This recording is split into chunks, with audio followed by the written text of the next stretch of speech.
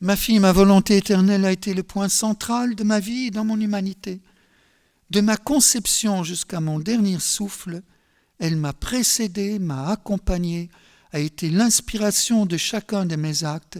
Elle m'a suivi et enfermé chacun de mes actes dans ses éternelles frontières, d'où il ne pouvait trouver aucune issue. Du fait de son immensité, il n'y a rien dans lequel ma volonté éternelle ne coule pas, ou de génération qu'elle ne touche pas. Il était naturel pour ma volonté de former mes actes et de les multiplier pour tous, comme s'ils étaient accomplis isolément pour chaque créature en particulier. Je ralentis parce que, notons bien, les actes de Jésus, il les a accomplis personnellement pour chacun. Il a été conçu dans le sein de Marie pour chacun de nous. Il a été conçu dans le sein de ma maman et de chacune de vos mères. J'ajoute quelque chose d'important là, à ce qu'il disait auparavant. C'est cette multiplication des vies de Jésus pour chacun parce qu'il ne donne pas des choses à tous en général. Non. L'amour est personnel. Il n'est pas individuel, il est personnel et il n'est pas général. Il était naturel pour ma volonté, parce qu'elle est toute puissante et infinie, de former mes actes, les multiplier pour tous comme s'ils étaient accomplis isolément pour chaque créature en particulier. Donc je peux dire Jésus a vécu ces 33 années de sa vie, sa passion, chaque goutte de sang, depuis le premier, pour moi, et moi tout seul. Et vous pour des choses disent la même chose.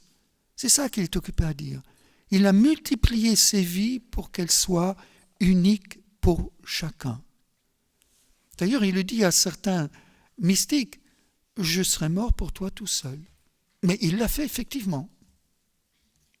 Ma volonté avait le pouvoir de multiplier mes actes autant qu'elle le désirait. Elle contenait toutes les choses, tout ce qui existait pour les créatures dans leur présent respectif, du début de l'humanité jusqu'à la fin des temps. Jésus est allé visiter chacun. Nous avons notre Jésus, j'aime pas beaucoup dire ça parce que ça fait très intimiste, mais mon Jésus, je veux dire avec toutes les grâces dont moi j'ai besoin, pour moi, chacun peut le dire. À l'instant de ma conception, ma volonté a formé autant de conceptions de moi qu'il y avait de créatures, passées, présentes ou futures. Mais ça c'est impossible. À moi, oui. À Dieu, non. Quelle limite allons-nous mettre ? Et je me demande si, regardez le ciel, le nombre de galaxies, on ne parvient pas à les compter. Bien sûr qu'on ne peut pas les voir, on en voit quelques-unes. Mais qu'est-ce que ça veut dire ? Ça veut dire l'infini des possibilités de Dieu.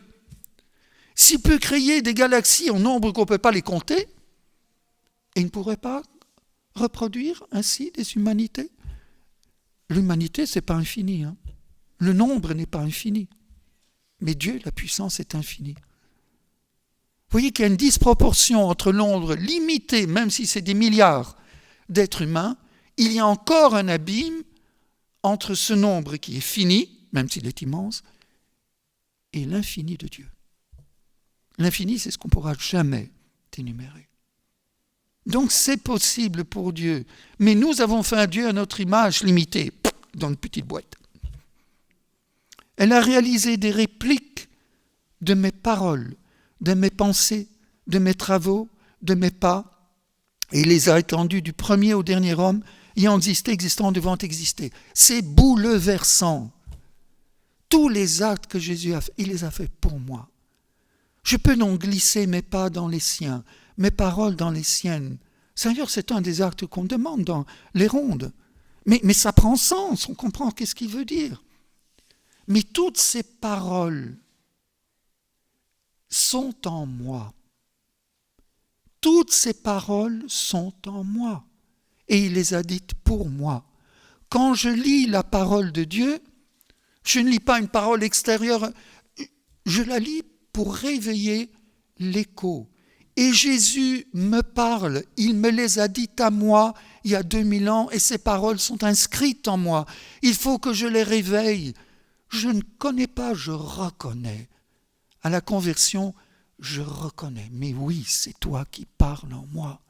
Ces paroles, tu les as inscrites en moi et sont éternellement en moi. Le Verbe fait chair et fait chair dans ma chair. Waouh! Hérétique, ce que je vous dis? Mais non, c'est à lire à genoux, mes enfants, c'est à genoux qu'il faut le lire et l'entendre. Mais il faut avoir son cœur ouvert. Chaque fois, j'ai plus envie de continuer, c'est trop, mais nous continuons.